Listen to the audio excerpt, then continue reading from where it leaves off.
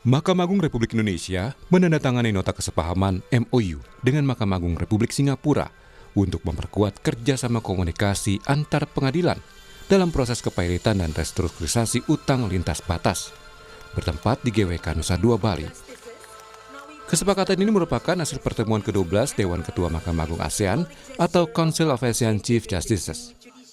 Kerjasama ini didasarkan pada kesepakatan pertemuan Dewan Ketua Mahkamah Agung ASEAN yang menyetujui kerangka kerja komunikasi dan koordinasi antar pengadilan dalam penanganan kepailitan lintas batas.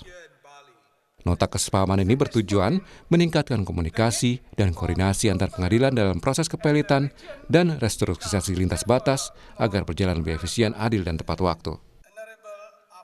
Meski tidak mengikat secara hukum, kesepakatan ini menjadi landasan penting dalam memperkuat integrasi hukum dan kerjasama peradilan ASEAN.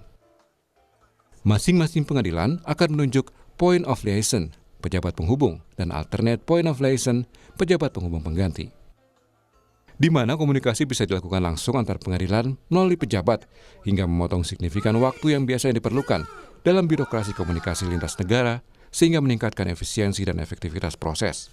Jadi isunya adalah, tujuan utamanya adalah agar dalam penanganan perkara-perkara kepailitan antara Indonesia dengan Singapura ada forum untuk komunikasi, ya, tanya jawab, klarifikasi.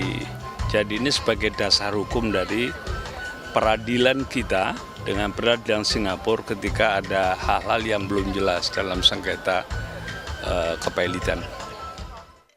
Kedepan, kerjasama ini diharapkan dapat diperluas ke negara-negara lain di kawasan ASEAN, sehingga memperkuat kolaborasi antar peradilan, serta mendorong terwujudnya sistem hukum yang lebih terintegrasi dan berintegritas. Kadek Santosa, Kompas TV, Badung, Bali.